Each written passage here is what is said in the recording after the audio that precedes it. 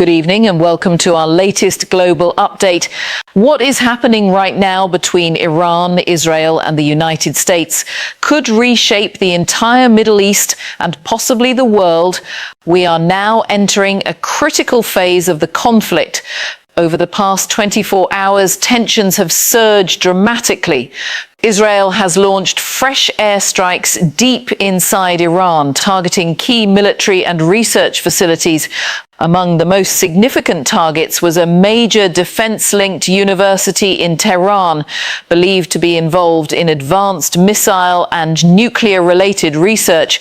Satellite images show widespread destruction, signaling a direct hit on Iran's strategic capabilities. At the same time, Iran has continued its retaliation. Multiple waves of missiles and drones have been launched toward Israel, with several strikes hitting populated areas. The situation on the ground remains volatile, with civilians facing increasing danger. But the most alarming development comes from Washington.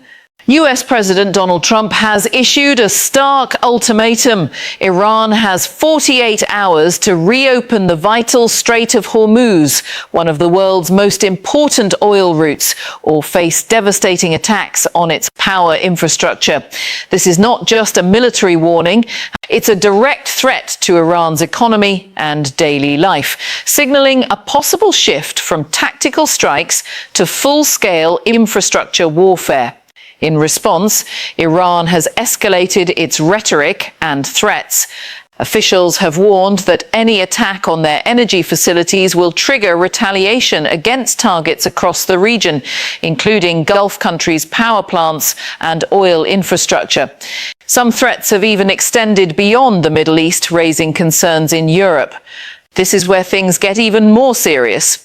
European nations are now beginning to question their own safety, as reports suggest Iran may possess missiles capable of reaching distances over 3,000 kilometers. Cities like London and Berlin are now being discussed in defense scenarios, something that was unthinkable just weeks ago. Meanwhile, military activity is intensifying across the region. The United States is reportedly moving additional forces closer to the conflict zone, while Britain has deployed advanced naval assets, including a nuclear-powered submarine capable of launching long-range cruise missiles.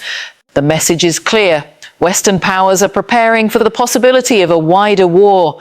At the heart of this crisis is control of the Strait of Hormuz.